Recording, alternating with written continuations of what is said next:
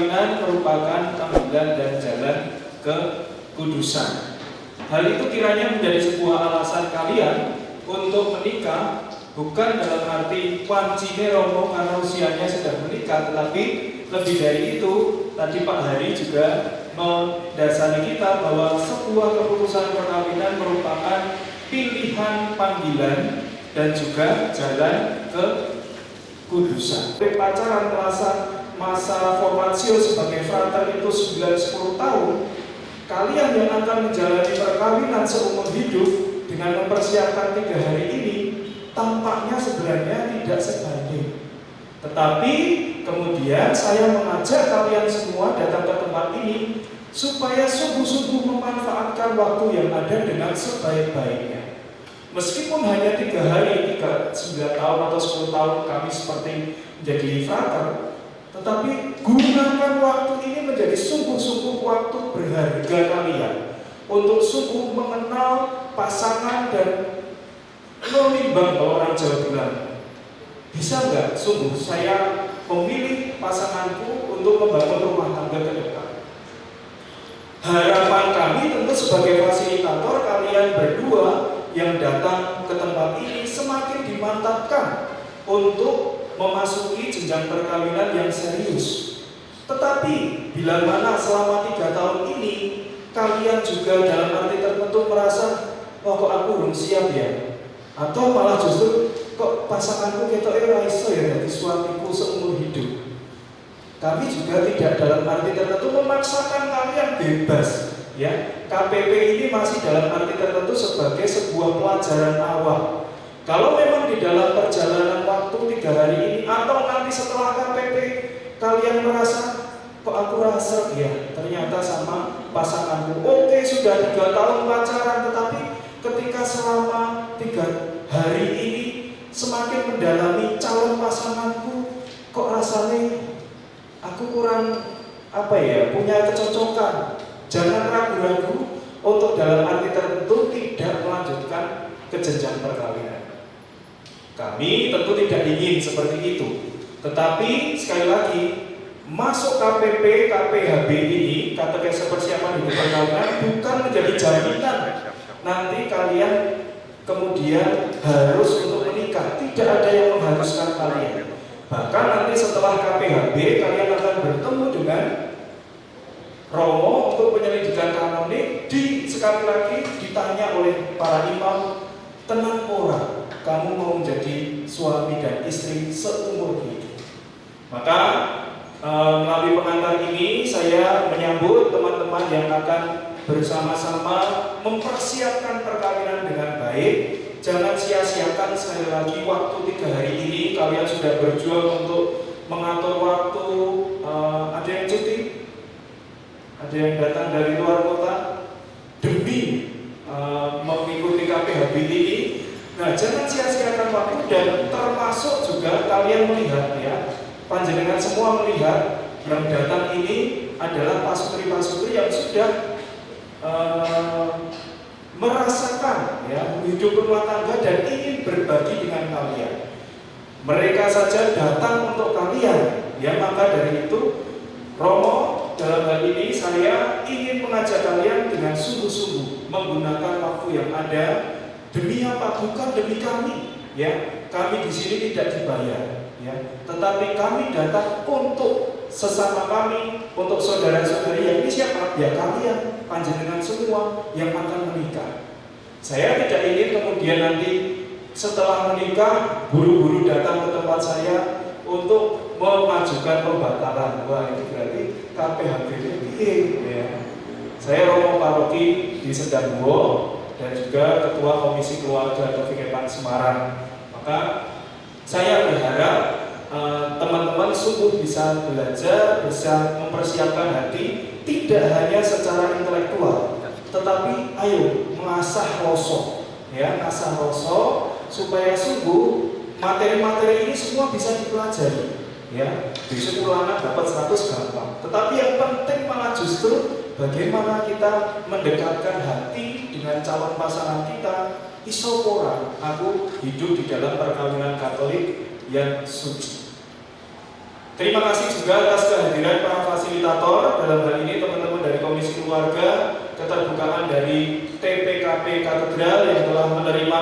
sekeluarga untuk belajar bersama. Dan terima kasih atas kedatangan teman-teman dari TPKB Rayon Barat Utara dan juga Rayon Kota yang telah hadir. Beberapa saya melihat ya.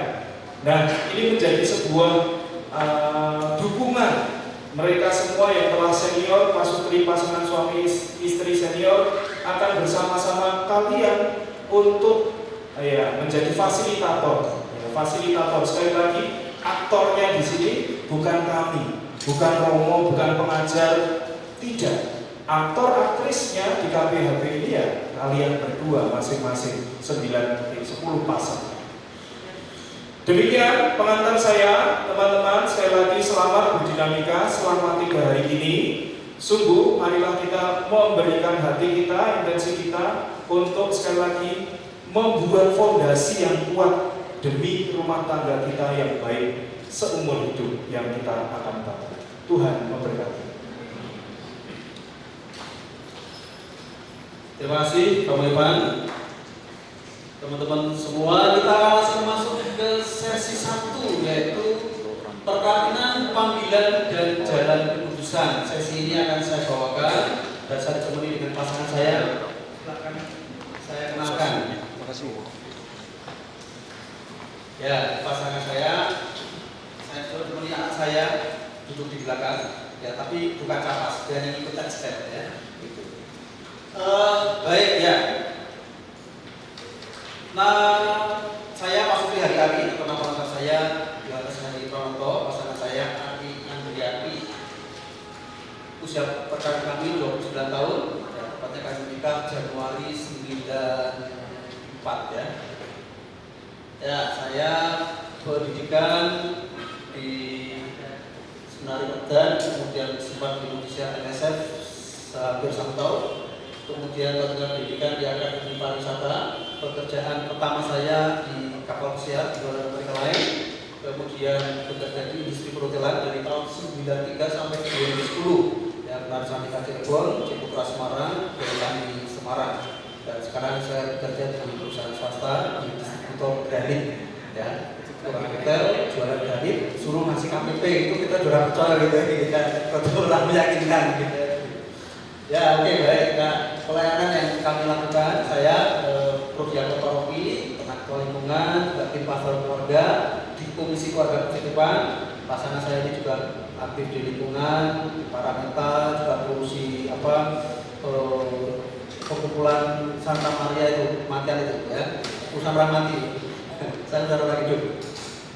Oke, nah kemudian yang juga peran sekretaris dewan Komisi Keluarga. Itu kurang lebih sekilas CV juga di saya ya, dengan pasangan ya. Dan untuk percaya oleh foto saya bicara di depan kok kurang meyakinkan gitu ya. Terima kasih. Silakan kembali duduk, jangan pulang dan jangan ditinggal. Baik teman-teman, sesi ini ya akan menjadi dasar dari seluruh perjalanan Anda semua sampai hari Minggu ya. Sebelum saya lanjut, saya akan bertanya 1-2 pasang saja ya. Mas siapa namanya? Adi, Mas Adi Salba Gades ya. Kenapa Anda menikah?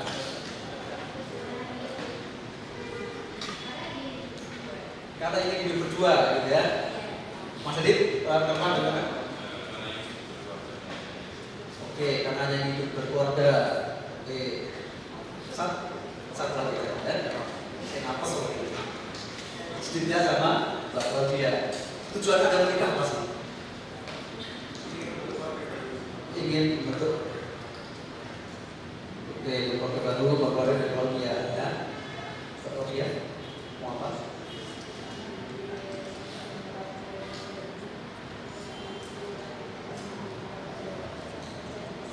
Oke, biar seperti keluarga kecil Nazaret. Ini yang luar biasa tujuannya ya. Tujuannya orang kenapa masih tetap kira orang ini?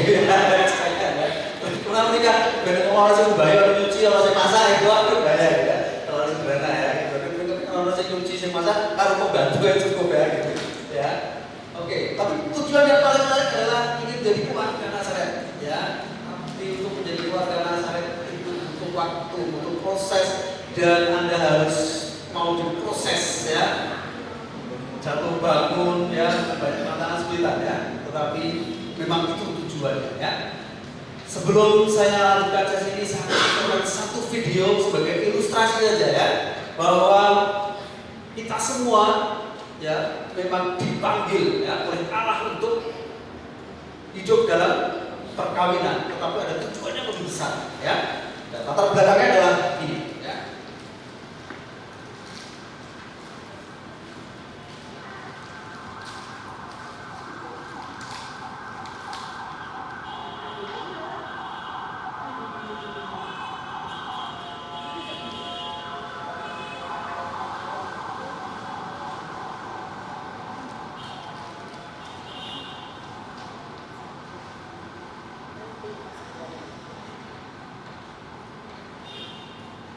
Let there be light.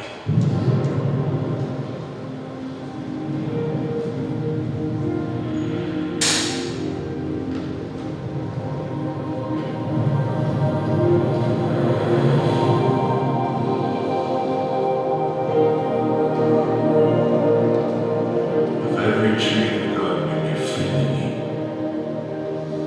but of the tree of the knowledge of good and evil you shall not eat. For in the day that you eat of it, you shall surely die. It is not good that man should be alone.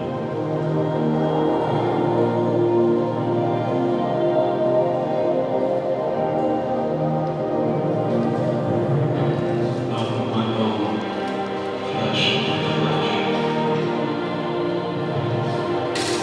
For this reason, a man shall leave his father and mother and be joined to his wife, and the two shall become one flesh.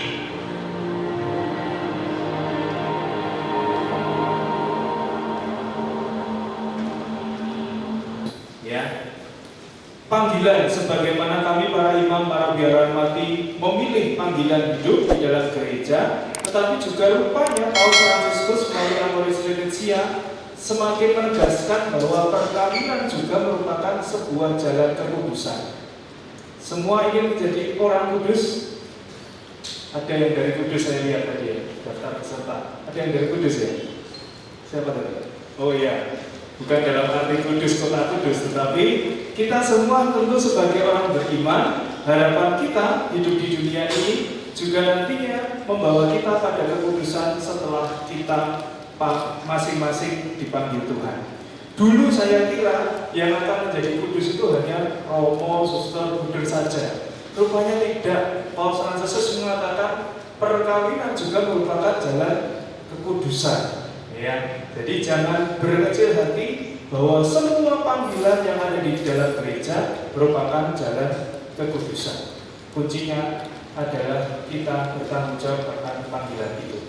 Nah, teman-teman yang terkasih, kita akan memasuki bab berikutnya, yakni terkait hukum dan sakramentalitas perkawinan. Halaman berapa itu di buku? Halaman 6. Nah, perkawinan bisa dikatakan sah itu paling tidak di dalam hukum Indonesia harus memenuhi kriteria sah secara hukum sipil maupun juga hukum agama. Ya, ini di dalam undang-undang mengatur dari Undang-Undang Nomor 1/1974 tentang perkawinan bahwa negara kita Indonesia mengakui perkawinan yang sah menurut tata cara agama masing-masing. Nah, ini menjadi sebuah perhatian bagi kita, khususnya di dalam membangun rumah tangga perkawinan, agar perkawinan kita sah harus memenuhi syarat ini. Nah, perkawinan yang ada di dalam gereja Katolik akan sah karena diakui oleh negara dengan menggunakan atau memperhatikan syarat-syarat yang ada di undang-undang itu. Nah, di dalam problematikanya kadangkala terkait hukum sipil ini adalah kita di dalam gereja Katolik tadi sebenarnya nanti akan saya jelaskan perkawinan beda agama itu atau beda gereja, bagi gereja itu merupakan halangan atau larangan, tetapi gereja memberikan kesempatan mengakui hak-hak untuk menikah dengan yang namanya dispensasi atau kemudian izin. Nah, selama ini berjalan baik ya, tetapi kemudian beberapa waktu ini ada persoalan yang beberapa wilayah kemudian kesulitan untuk menerima pencatatan beda agama atau beda gereja. Tetapi pasti nanti di dalam setiap wilayah kabupaten gereja-gereja akan mempunyai caranya masing-masing untuk sekali lagi menolong Anda untuk menikah mendapatkan haknya secara sipil. Nah, tadi saya melihat di daftar ya ada Mbak Dela ya, Mbak Dela dan Mbak Gabriela. Ya, Mbak Dela mana? Nah, jenengan dari mana, Pak? Asli Ungaran, aslinya Ungaran, sekarang tinggal di Ungaran. Nah, nanti akan menikah secara Katolik.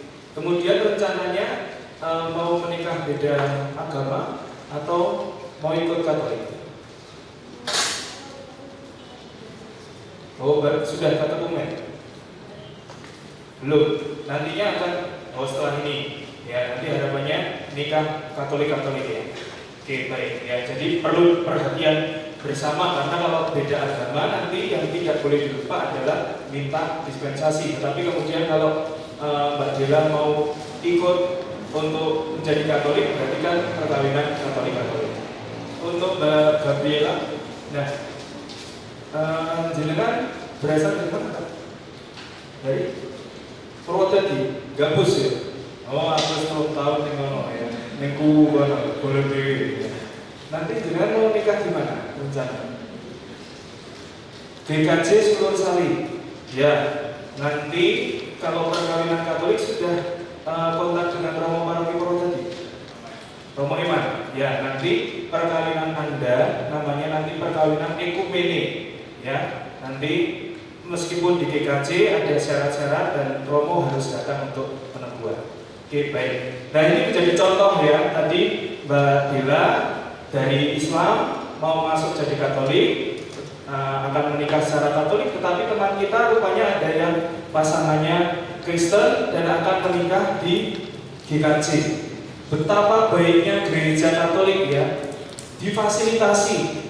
Boleh menikah di GKJ asal Romo yang menerima peneguhan. Dalam hal ini Romo Iman yang akan ke Kuwu sana ya, seluruh itu. Ya, baik. Itu teman-teman. Yang lain saya rasa tidak ada masalah karena saya melihat di daftar Katolik akan lebih mudah pengurusannya untuk sipil.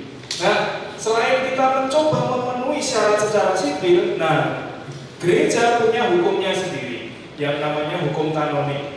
Nah, tujuan bab ini adalah kita masing-masing mengkoreksi melihat diri kita masing-masing sejauh mana kita memiliki potensi untuk mengadakan perkawinan Katolik dengan sah dan legit ya. Nah, bisa dilihat di dalam Kanon 1055 dikatakan perkawinan Katolik adalah perjanjian antara seorang laki-laki dan seorang perempuan untuk membentuk di antara mereka persekutuan seluruh hidup yang menurut ciri kodratnya terarah pada kesejahteraan suami istri serta kelahiran dan pendidikan anak. Antara anak-anak, antara orang-orang yang dibaptis oleh Kristus, perkawinan itu diangkat ke martabatnya sebagai sakramen. Nah, teman-teman yang terkasih, melalui kanon ini sebenarnya kita melihat bahwa perkawinan yang akan kita bangun merupakan sebuah perjanjian. Perjanjian antara siapa? Antara laki-laki dan perempuan. Nah, untuk membentuk persekutuan seluruh hidup, ya, konsorsium Tokyo Suite, keseluruhan seluruh hidup.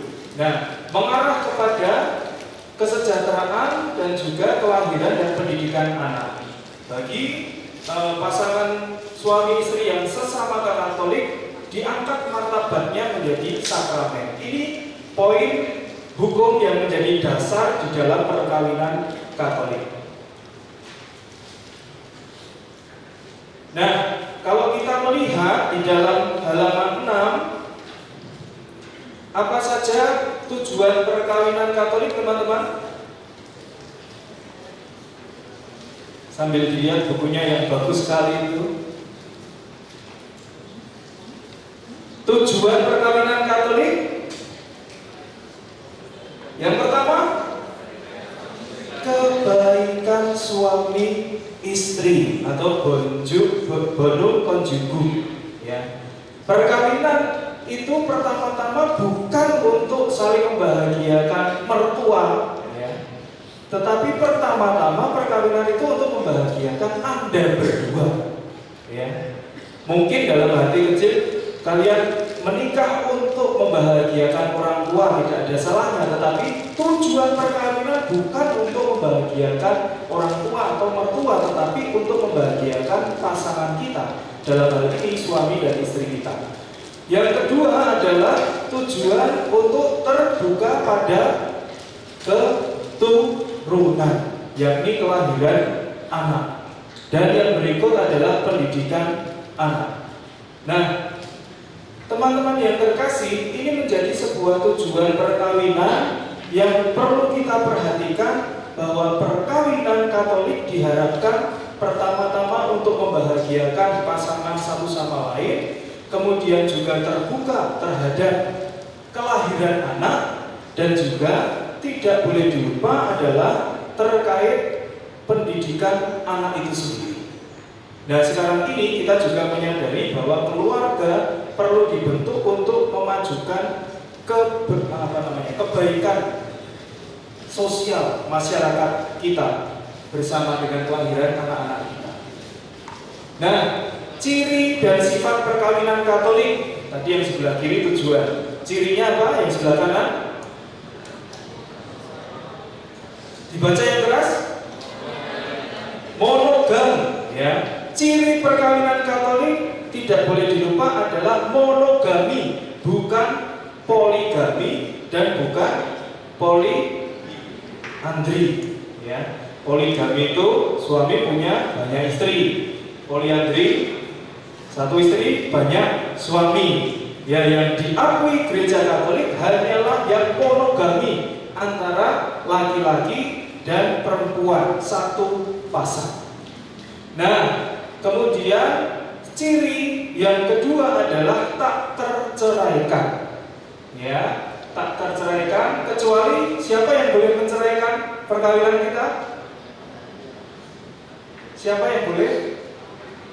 Maut, yakni Tuhan sendiri. Ya, ini yang perlu diperhatikan supaya sama-sama paham sejak awal.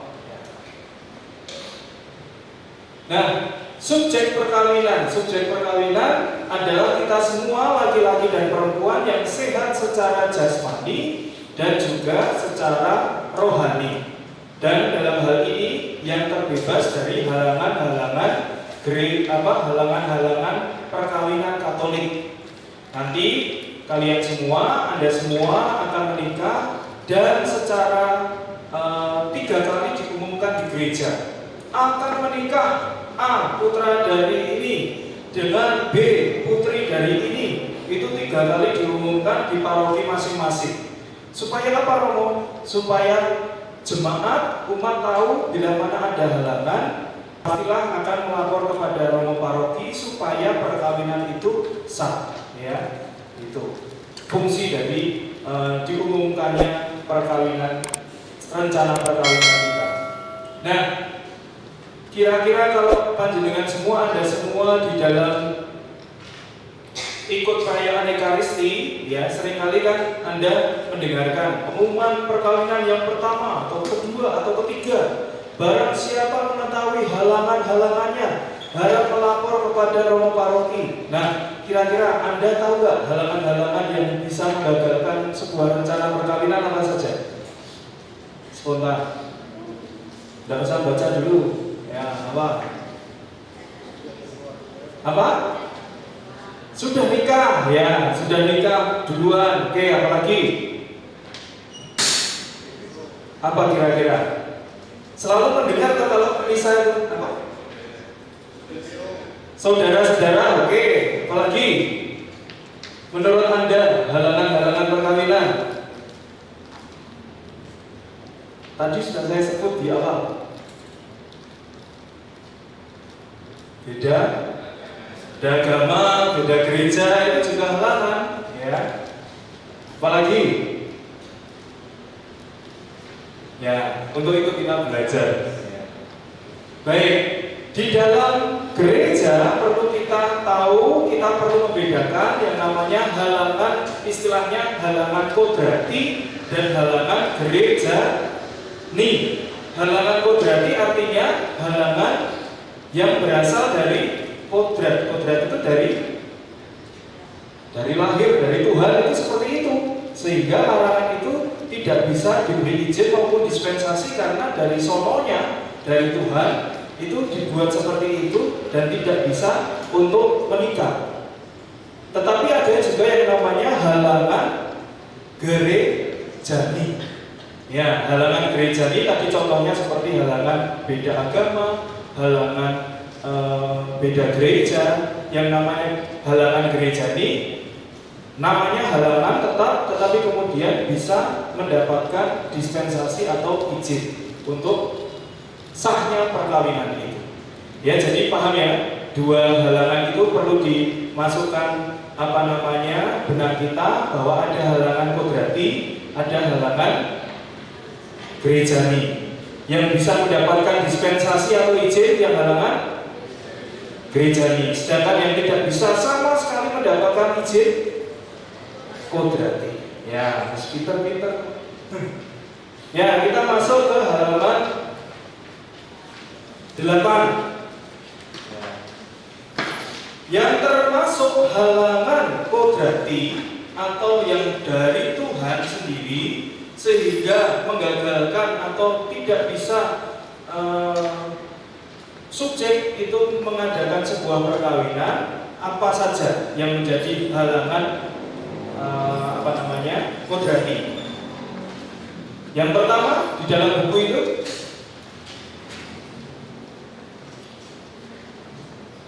halaman 8. Halangan kodrati yang pertama apa? Disebutkan yang gambarnya lesuloyo itu. Apa? Sing banter. Oh, banter benar. Halangan nikah impotensi. Apa kuwi impotensi? Ayo. Apa itu impotensi menurut Anda? Kok doi sini ya? Ayo, apa? Menurut Anda impotensi apa? Kok menjadi sebuah halangan kodrati? Kemudian malah tak kayak catatan di rombongan PKB ini. Berangkat impotensi. Apa? Tidak bisa ereksi. Apakah hanya tidak bisa ereksi impotensi? Apa? Tidak bisa? Tidak bisa mengasih keturunan. Apakah itu impotensi? Ada lagi? Apa? Menurut Anda, menurut kalian berdua impotensi itu apa saja? Tidak bisa? Ejakulasi sebelum itu apa? Penetrasi, ya. Baik, supaya jelas, ini seringkali rancu dengan pemahaman awam terhadap impotensi. Karena seringkali bertebaran obat-obat anti impotensi dalam arti lemah syahwat. Tetapi hukum gereja yang dalam hal ini yang merupakan halangan gereja adalah yang tidak bisa ereksi, tidak bisa penetrasi, dan tidak bisa ejakulasi. Nah, berarti lemah syahwat termasuk impotensi menurut gereja enggak? Tidak, ya. Karena dalam arti tertentu tetap bisa ereksi, tetap bisa penetrasi, dan bisa ejakulasi. Nah, pertanyaannya, apakah kemudian impotensi itu hanya diderita oleh laki-laki saja? Hah? Iya, jare balik. Tidak, ya, impotensi itu bisa laki-laki maupun perempuan. Ya, saya pernah mendapatkan kasus perempuan rupanya mengalami impotensi karena punya figur ya, suaminya itu galak seperti bapaknya setiap kali mau hubungan, kemudian malah frigid ya, tidak bisa reaksi agamanya itu seperti kaku karena masalah psikologis. Artinya berarti impotensi bisa dialami oleh laki-laki maupun perempuan, yakni menghalangi tugas untuk sebagai suami istri, dalam hal ini hubungan seksual. Nah, pertanyaannya tadi saya tanya impotensi apa tidak bisa memberikan keturunan. Dalam hal ini berarti dalam bahasa awam apa? Mandul. Apakah mandul itu halangan perkawinan? Ya atau tidak? Tidak ya. Yang namanya mandul atau dalam bahasa medis itu steril atau ketidakmampuan sel telur atau sel jantan itu bukan impotensi. Ya, yang namanya impotensi tadi seperti saya katakan tidak bisa ereksi, penetrasi, ejakulasi, termasuk juga di dalam liang vaginanya tidak bisa melakukan penetrasi di pihak perempuan. Kalau steril itu bukan merupakan halangan perkawinan. Pertanyaannya kemudian, Romo, kalau impotensinya setelah perkawinan, yang merupakan halangan perkawinan itu yang mana? Yakni impotensi yang dialami sebelum perkawinan, ya. Jadi kemudian kalau sudah menikah, ya amit-amit ya. Kalau ada yang kecelakaan kemudian menjadi impotensi, Romo, saya mau mengajukan pembatalan perkawinan karena suami saya impotensi. Kapan? Kemarin kecelakaan, Romo, boleh nggak dibatalkan? Ya nggak boleh karena terjadinya setelah perkawinan. Sebaliknya kalau memang terjadi itu sebelum perkawinan, nah itu bisa dibuktikan secara medis, bisa menjadi sebuah alasan pembatalan perkawinan karena tidak sah. Ya. Baik, sampai sini ada pertanyaan terkait impotensi? Jelas ya. Nanti pertanyaan di akhir saya buka. Kemudian halangan kodrati yang berikut adalah yang kedua apa? Halangan nikah ikatan sebelumnya. Teman-teman yang di sini apakah ada yang sudah menikah sebelumnya? Sungguh? Baik nikah secara sah maupun siri atau agama. Nah, ini menjadi sebuah halangan nikah, ya, karena Tuhan dalam hal ini gereja mengakui semua ikatan perkawinan. Maka setiap perkawinan yang dilangsungkan sebelum diputuskan atau diceraikan itu tidak bisa menikah untuk yang kedua kali. Maka ini menjadi perhatian bersama bila mana pernah menikah. Nah, ini menjadi sebuah catatan. Kecuali ada kasus orang Katolik menikah, ya, orang Katolik menikah di KUA, ya, kemudian cerai. Terus yang Katolik itu ketemu jodohnya Katolik mau nikah di gereja. Dia punya halangan ikatan nikah sebelumnya enggak menurut kalian?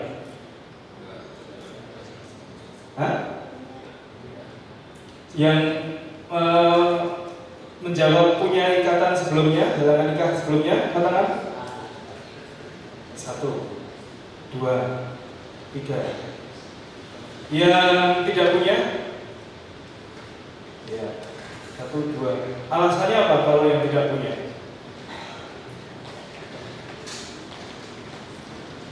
Mungkin yang pertama tidak ada data di gereja ya.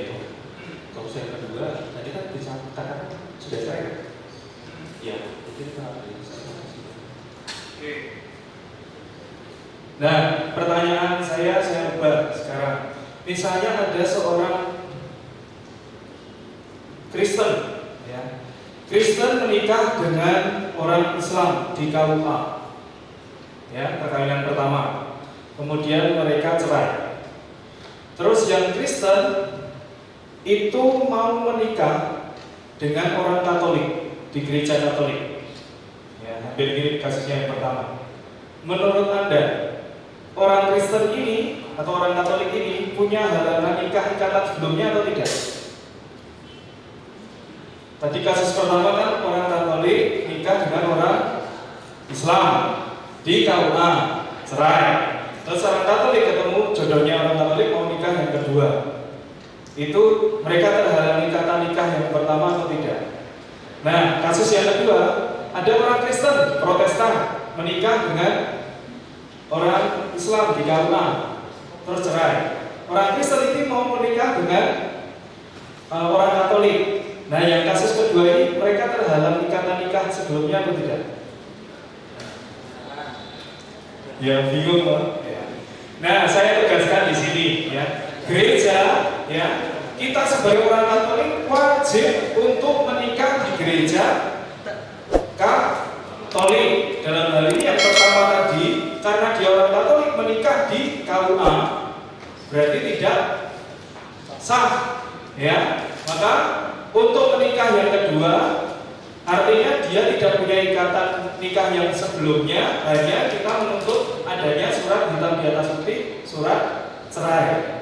Sedangkan yang kasus yang kedua, ya, di Kristen dan Muslim di KUA, kita kan tidak mewajibkan orang Kristen menikah di gereja Katolik karena bukan anggota gereja Katolik, tetapi mereka sudah menikah secara sah di KUA. Ada publikanya, dilihat orang, ada penghulunya.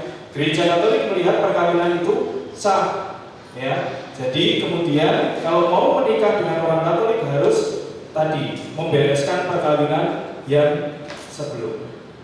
Paham ya? Sudah mulai paham ya? Sedikit-sedikit untuk menilai diri kita sendiri, ya. Apakah saya punya ikatan nikah sebelumnya atau tidak? Baik, yang ketiga adalah halangan kodrati terkait apa? Hubungan darah. Tadi disebutkan teman kita ya. Hubungan darah yang semacam apa yang menjadi sebuah halangan perkawinan, teman-teman? Di sana sudah disebutkan. Yang garis lurus, ya. Artinya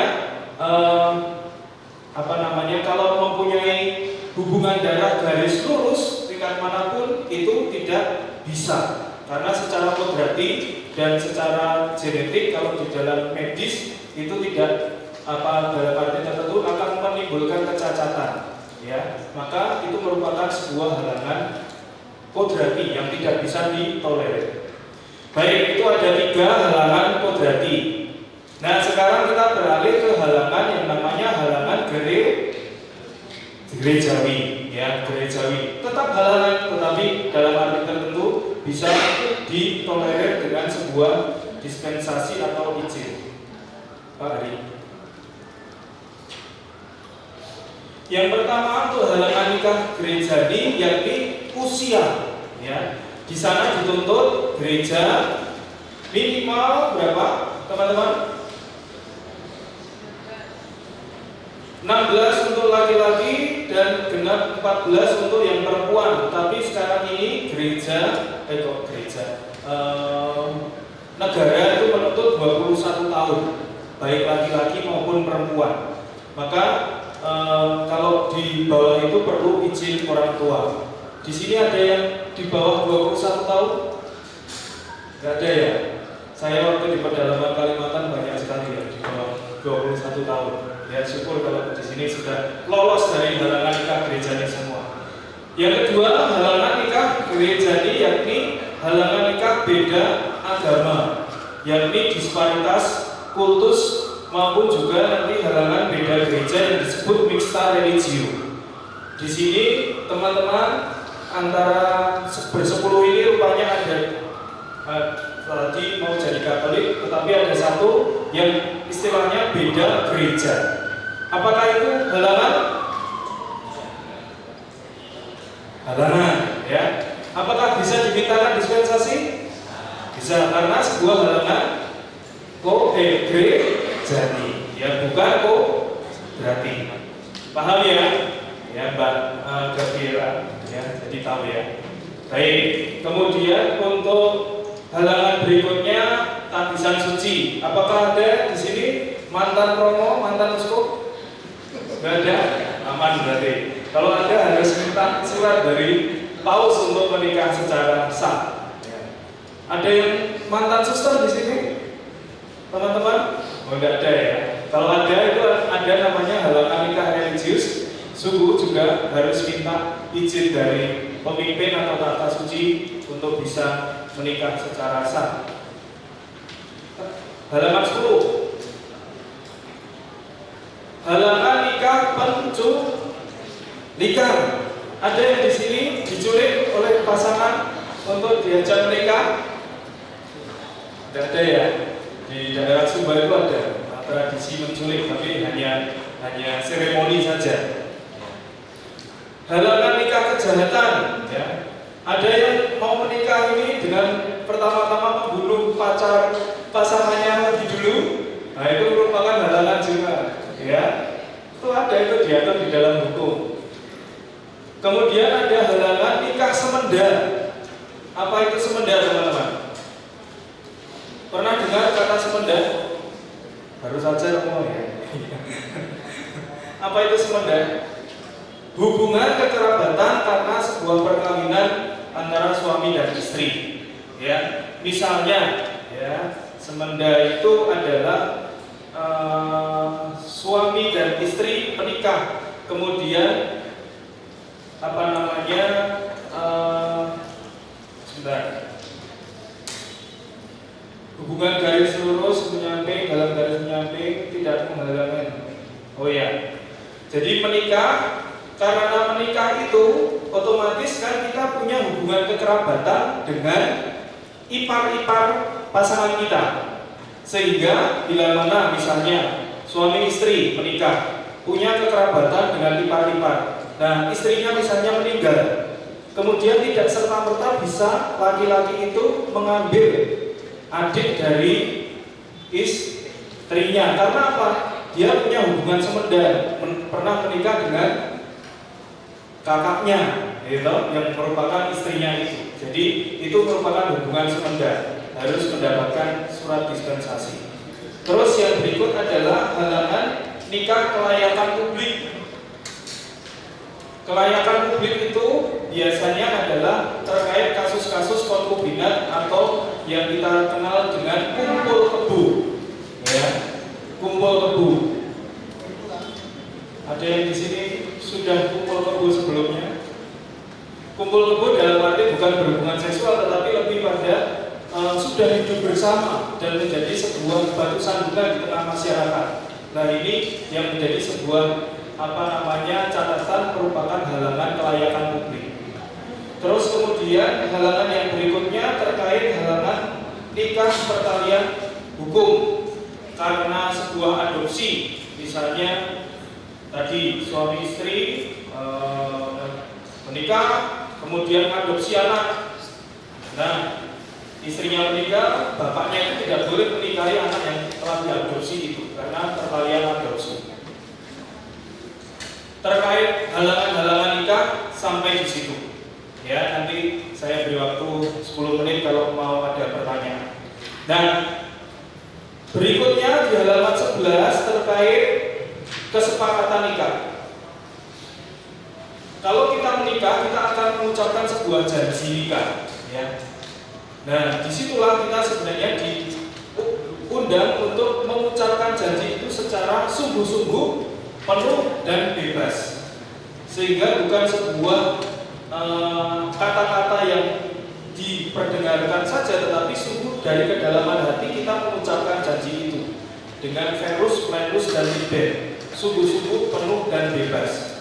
Terkait juga sifat-sifat perkawinan yang tadi kita belajar, kita mengamini apa yang kita ucapkan. Misalnya ada seorang calon manten mengatakan, aku akan menikah Romo, tetapi kemudian saya tidak ingin punya anak. Kira-kira kalau Anda menjadi Romo parokinya, Anda meluluskan penyelidikan kanoniknya tidak? Hah? Saya ingin menikah bahagia bersama, menua bersama seperti Pak Hari katakan tadi, tapi saya tidak mau memiliki anak. Mau menikah secara Katolik. Kira-kira sebagai Romo paroki kamu akan meluluskan pasangan ini tidak? Karena apa?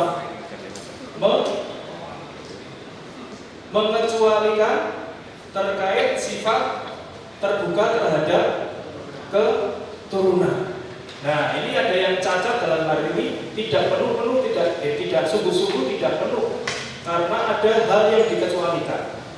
Sekarang ini banyak pasangan-pasangan, khususnya di kota besar, yang mengikuti gerakan child free, ya, child free, ya. Tidak ingin punya anak, hanya ingin hidup berdua bersama. Ini tidak cocok dengan perkawinan Katolik, karena Katolik harus terbuka terhadap keturunan. Kemudian misalnya terkait ini yang halaman 11 terkait terbebas atau liber. Keterangannya tidak boleh ada paksaan dan keterpaksaan, tidak boleh ada paksaan dan keterpaksaan dalam perkawinan Katolik. Orang mesti benar-benar bebas dalam memutuskan hidup berkeluarga dengan pasangan yang dipilihnya.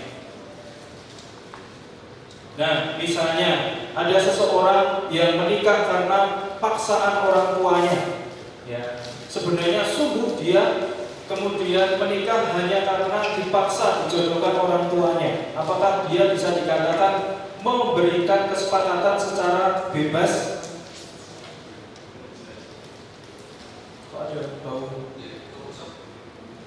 listrik?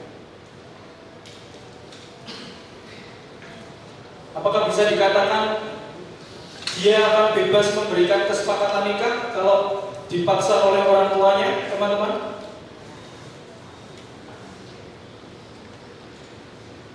Apa ini?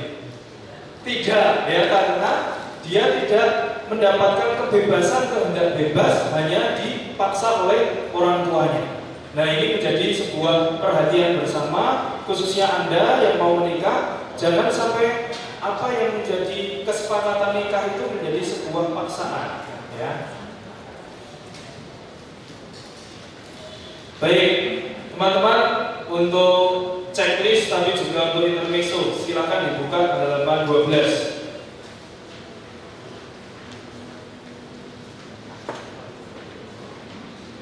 Ya. Kita akan checklist. Kalau menjawab ya, angkat tangan. Saya bacakan. Ya. Tadi kan kita sudah belajar dari awal sampai akhir halaman-halaman. Sekarang Romo akan mengajak Anda untuk melihat dalam diri kita masing-masing. Angkat tangannya masing-masing, bukan berdua, ya, masing-masing. Kalau ya, apa? Angkat tangan. Nomor 1, aku menghendaki perkawinan sebagai sebuah kebersamaan dengan pasangan dalam suka dan duka, untung dan malang, sehat dan sakit seumur hidup. Kok ragu-ragu ya? Angkat tangan yang tinggi, ya. Kalau ya, angkat tangan, ya, lulus semua. Nomor 1. Aku menghendaki perkawinan yang akan aku bangun itu bertujuan untuk kebaikan pasangan yang tidak hanya kesejahteraan jasmani, tetapi juga terpenuhinya kebutuhan psikologis dan spiritualitas pasanganku. Ya, tidak usah nyontek. Ini pertanyaan personal. Nomor 3, aku menghendaki dalam membangun hidup keluarga nantinya terbuka pada kelahiran anak dan memikirkan pendidikan akademis dan iman dari anak yang akan terlahir dalam keluargaku. Oh, kiwas kaget itu loh, Mbak Davia. Ya. Nomor 4, aku menghendaki menikah hanya dengan satu pasangan, yakni dengan dibatin sendiri-sendiri dalam perkawinanku. Oke, ya, tidak ada yang mau poligami, poliandri, ya. Nomor 5, aku benar-benar ingin menikah dengan titik-titik dibatin sendiri tanpa adanya paksaan dari siapapun, orang tua. Oke, baik. Terus, aku terbebas dari halangan usia, nikah usia, ya. sudah lebih dari 21 tahun semua. Ya. Ada yang expired juga, saya lihat. Expired. Aku belum pernah menikah dengan siapapun. Ya. Ya, baik. Aku sudah pernah menikah dengan titik-titik sebelum ini dan telah diputus oleh. Ya, berarti jawabannya tidak semua. Tuhan. Aku terbebas dari halangan nikah beda agama. Nah itu masih ya, masih terkena halangan. Baik. Aku mempunyai hubungan darah dengan calon pasanganku. Ada nggak? Ayo, tidak ada, syukur. Beberapa orang Batak karena ada tradisi kawin dengan saudaranya sendiri itu perlu juga perhatian. Aku mempunyai hubungan kesemendaan dengan pasanganku. Tidak ada. Aku merasa secara fisik normal dan mampu untuk melakukan hubungan suami istri. Orang ragu. Ya baik, paling tidak ada keyakinan dalam diriku sendiri. Ya. Kemudian aku pernah mengucapkan kau kekal secara publik dalam tarakat tertentu. Tidak ada. Ya.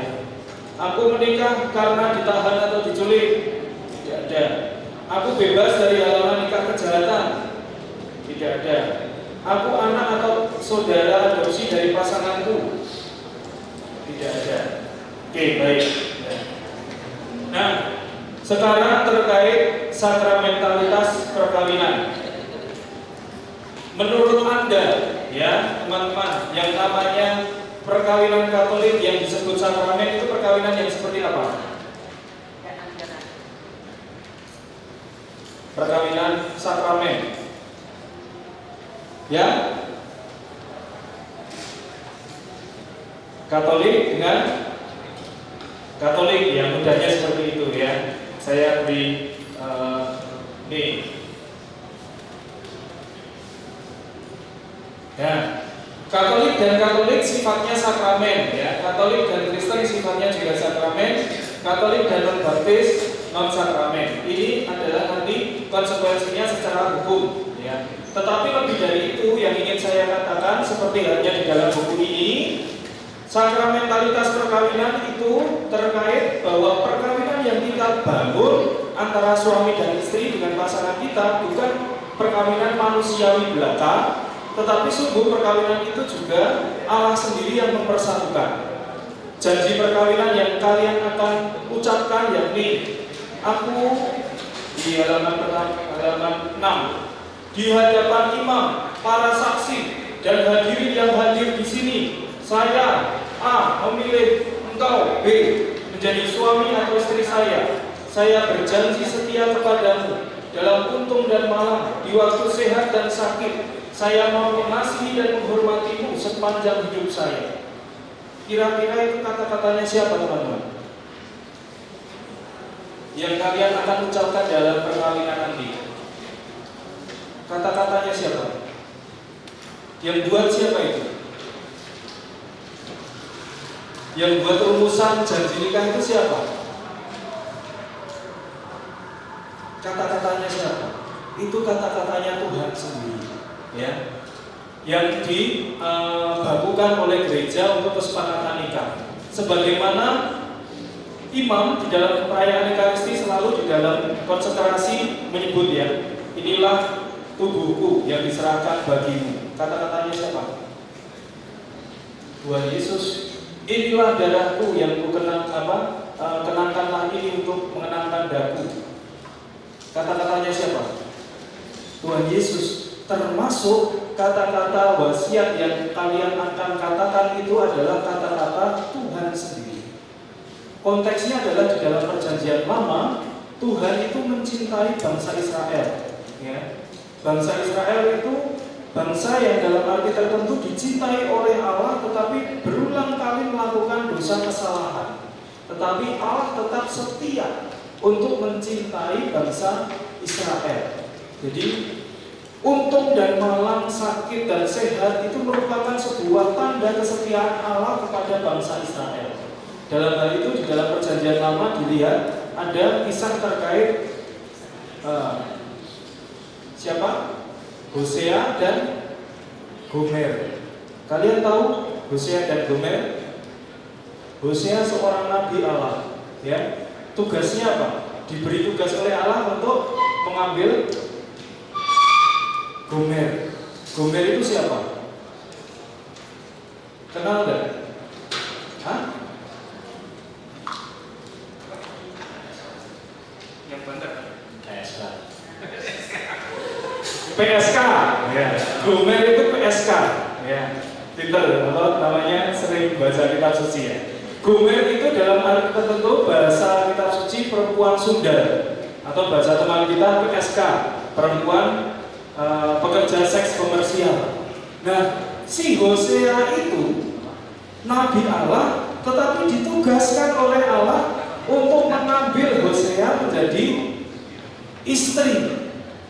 Awalnya tentu Hosea berpikir 2 kali, mengapa Tuhan meminta aku untuk menikahi Gomer yang merupakan pesundal atau wanita pelacur itu. Tetapi sebenarnya Tuhan ingin memperlihatkan kepada bangsa Israel bahwa inilah cintaku sebagai Allah Yahweh yang senantiasa mencintai meskipun berulang kali Hosea. Saya pertanyaan selanjutnya, setelah dinikahi ya oleh Hosea, apa yang terjadi dalam diri Gomer? Adakah pertobatan? Lupa ya. Setelah dinikahi oleh Hosea, itu ceritanya pesundal yang bernama Gomer itu berulang lagi jatuh pada dosa yang sama, melacurkan dirinya. Dan disitulah sebenarnya Tuhan menunjukkan melalui tugas Hosea untuk mengambil Gomer itu, menunjukkan betapa besar cinta Allah kepada bangsa Israel. Dia setia meskipun yang dicintai tidak setia. Itulah yang sebenarnya mendasari janji perkawinan Anda yang akan Anda ucapkan, sehingga kesetiaan itu yang paling menjadi kunci. Ya, seringkali saya kalau bertanya di dalam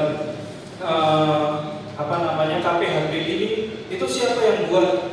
Itu copy paste loh dari sekretariat. Iya, ini sopo saya gawe? Gereja Romo. Ya gereja sopo? Hierarki Romo uskup. Ya mereka dari sopo? Dan bisa menjawab. Itu kata-kata yang luar biasa karena bukan kata-kata kita, tetapi sungguh seperti imam mengangkat hosti dan anggur sebagai tubuh dan darah Kristus. Kalian juga akan mengucapkan kata-kata Allah, menyatakan kesetiaannya kepada pasangan. Itu luar biasa. Ya, jadi itu kalau saya boleh mengusulkan, nanti kalau buat buku perkawinan, janji perkawinan itu di halaman tersendiri dibingkai, karena itu kata-katanya Allah dan kita mengatakan itu sebagai sebuah mantra, bukan mantra ya, tetapi sebuah doa harapan sebagaimana Allah yang setia dengan bangsa Israel. Aku juga dipanggil untuk setia kepada pasanganku. Dong, di dalam perjanjian baru diteguhkan di dalam surat Paulus ya, sebagaimana Allah mencintai bangsa Israel, dikatakan, hai istri tunduklah kepada suamimu, tetapi tidak berat sebelah. Si istri juga, suami juga dipanggil untuk mengasihi istrinya. Ya, jadi itu bukan sebuah pembenaran diri untuk para suami menindas istri, tetapi ada timbal balik yang seimbang. Dalam bahasa lain, suami istri dipanggil untuk menjadi penolong bagi yang lain. Itu teman-teman terkait hukum perkawinan dan sakramentalitas perkawinan. Masih ada 7 menit. Apakah ada pertanyaan terkait hukum perkawinan? Karena nanti kalian bertemu dengan romo-romo di dalam penyelidikan kanonik, pasti akan ditanyai terkait tadi, poin-poin tadi. Kalau boleh romo singgung beberapa yang kasus terakhir saya tangani terkait pembatalan perkawinan itu karena adanya sebuah ketidakmampuan secara psikis ya dari pasangan. Ya, ini menjadi sebuah halangan perkawinan sebenarnya. Tetapi kemudian terlanjur menikah dan akhirnya membuat sebuah masalah di kemudian hari dan menjadi alasan untuk pembatalan perkawinan. Saya harap teman-teman bisa mengukur sendiri, baik diri sendiri maupun pasangan, terkait kemampuan untuk membangun sebuah hidup perkawinan yang baik. Monggo, masih ada 5 menit. Adakah pertanyaan terkait hukum? Jelas semua? Jelas apa rambut?